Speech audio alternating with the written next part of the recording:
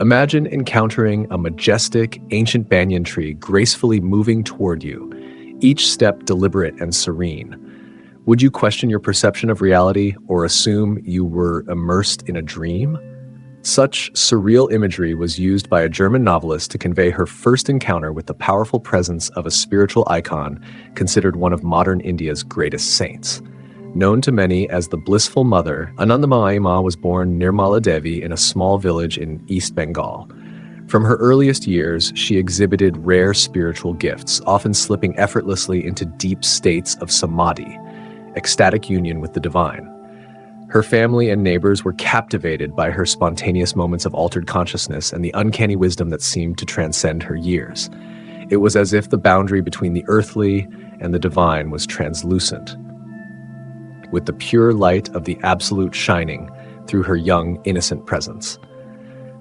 As she grew older, word of her spiritual aura spread widely, drawing seekers from all walks of life, from the humble and poor to respected leaders and dignitaries. Her very being radiated a profound sense of peace, compassion, and sacred energy, attracting those yearning for deeper meaning and understanding. Many who spent time in her presence reported life-changing spiritual awakenings and inner transformations. Living a life marked by simplicity and renunciation, Anandamayi Ma often moved from place to place, occasionally resting on the streets without possessions or personal comforts. Her sole concern was the pursuit of ultimate truth and the alleviation of suffering for all beings. Though she led an outwardly simple life, she possessed an astonishing depth of spiritual insight and wisdom. She understood the nature of consciousness, the essence of reality, and how to transcend the ego to realize one's true divine self.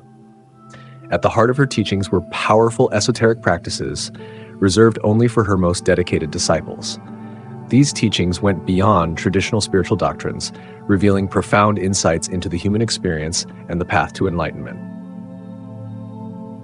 One such seeker drawn into the orbit of her hidden teachings was Dr. Abraham Jacob Weintraub, a French physician who set off for India in 1950, intending only a brief spiritual pilgrimage. His plan was to spend 2 months visiting revered spiritual masters, including Ramana Maharshi and Sri Aurobindo. However, upon arrival, a fateful encounter with Anandamayi Ma changed his life's path entirely. "The moment I saw her, I knew she was beyond the ordinary," he later recalled. There was a palpable presence of the divine surrounding her, a radiant energy that filled the space around her. Instantly captivated, he abandoned his plans to visit other teachers and instead dedicated himself to following the Blissful Mother wherever she traveled.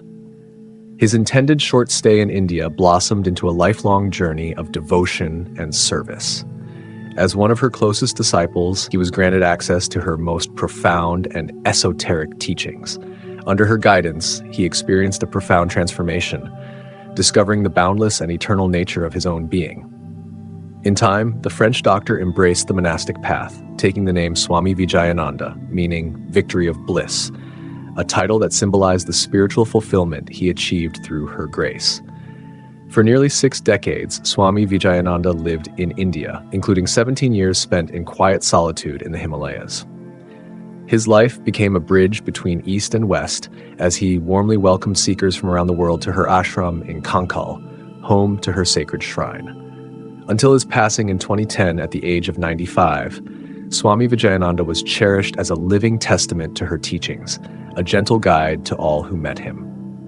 His unwavering dedication and profound transformation under her grace remain a powerful testament to the depth of her hidden wisdom. Central to her esoteric teachings was the direct realization of the true self. She would often remind her disciples, "You are not this body, nor this mind, nor these passing emotions. The truth of who you are has no form, no name, no beginning, and no end. It is the eternal, unchanging consciousness that underlies all existence." Through deep self-inquiry and meditation, she guided her closest disciples to explore this awareness directly. By releasing their identification with fleeting thoughts and emotions, they came to rest in the pure, ever-present awareness of their true nature. In this realization, they found profound peace, freedom, and a sense of wholeness that transcended the limitations of ordinary perception. She shared with her chosen disciples a profound practice called the art of staying. This practice invited them to rest in the silent, spacious awareness beneath all thoughts, emotions, and sensations. The art of staying, she would say, is the art of being. It is the surrender into the vast ocean of consciousness that is your true nature. As disciples grew in this practice, they began to see through the illusion of the ego and recognize their own boundless essence. She often reminded them, "You are not the doer, you are the silent witness. You are not the thinker, you are the pure awareness that observes thought."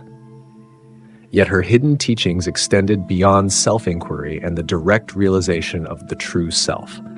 With deep insight into the subtle energetic structure of the human being, she guided her closest disciples through advanced practices like pranayama, breath control, mantra chanting, and kundalini awakening. Your body is a sacred temple, a microcosm of the entire cosmos, she would explain. By working with the energies within this temple, we open the gateways to the highest realms of consciousness and spiritual fulfillment. Through these esoteric practices, her disciples purified and harmonized the flow of energies within, achieving expanded states of awareness and divine unity.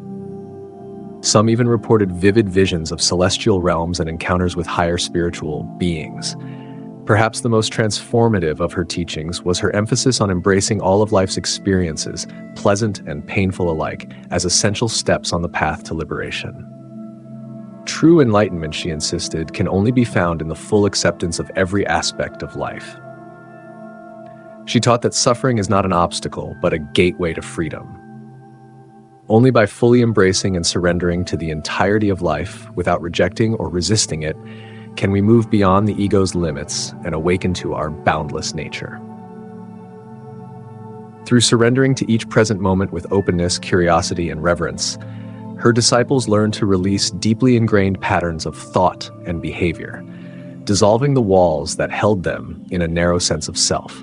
Her life was filled with encounters that illustrated the depth of her compassion and wisdom.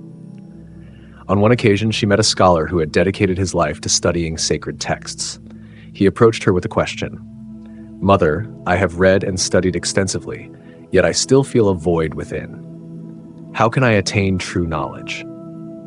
She smiled gently and replied, "Knowledge is not found in the pages of books, but in the stillness of your own heart. Dive deep into yourself, and there you will find all the wisdom of the universe." In another instance, a group of skeptics visited her, questioning the validity of her spiritual experiences. Instead of engaging in debate, she invited them to sit in silence with her. As they did, many felt a profound sense of peace wash over them, dissolving their doubts.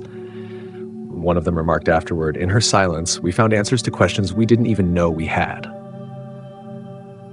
She also emphasized the importance of seeing the divine in all beings.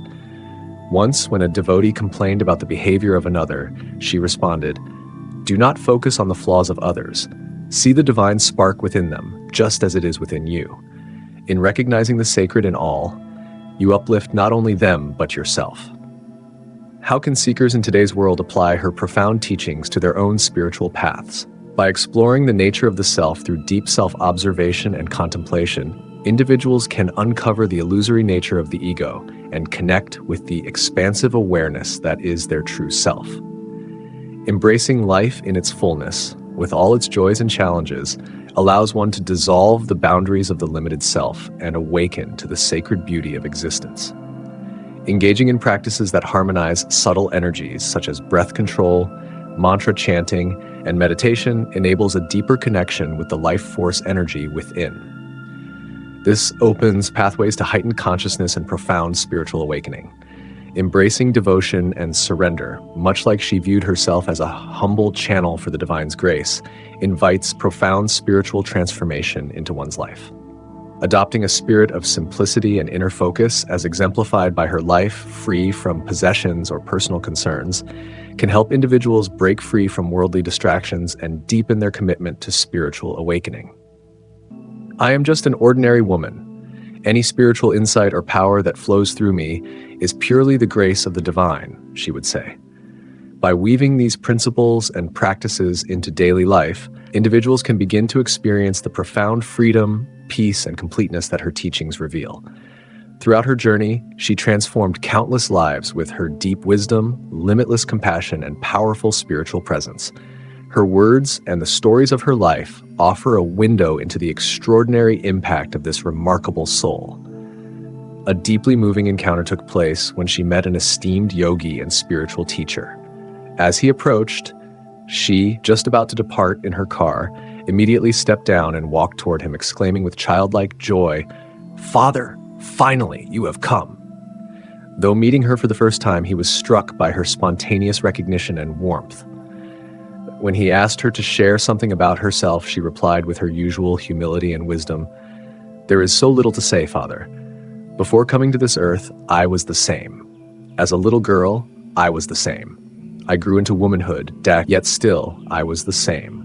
And even after, through the dance of creation, and as everything changes around me in the hall of eternity, I shall remain the same."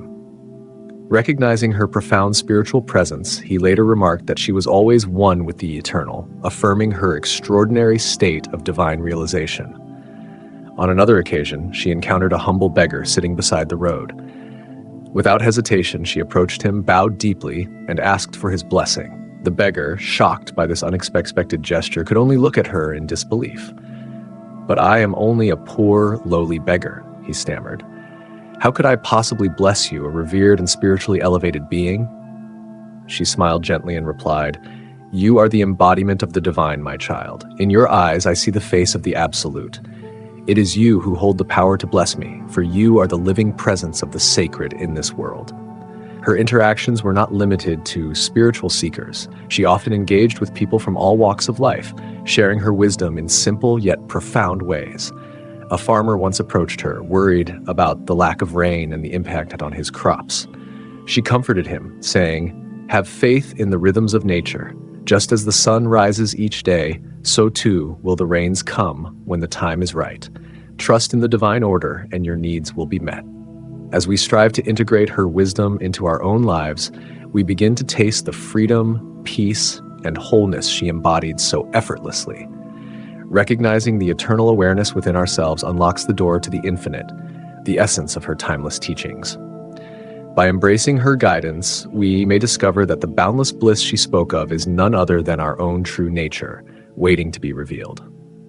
Her legacy continues to inspire countless individuals around the world. Ashrams and centers dedicated to her teachings offer spaces for meditation, reflection, and spiritual growth. Many who have studied her life and teachings find themselves drawn to the simplicity and depth of her message.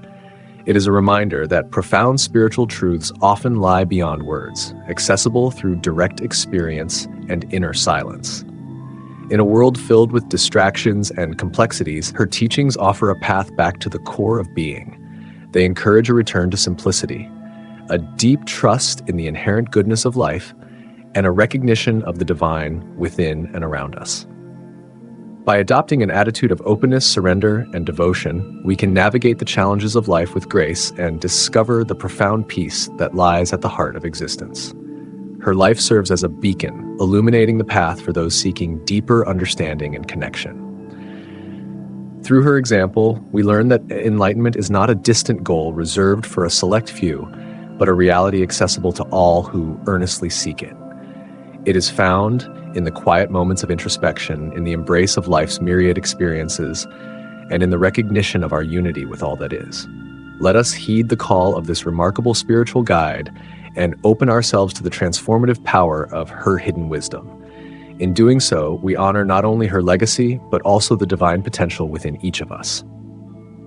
The journey towards self-realization is a profound adventure, one that leads us back to the truth of who we are, boundless, eternal, and intimately connected with the sacred fabric of the universe.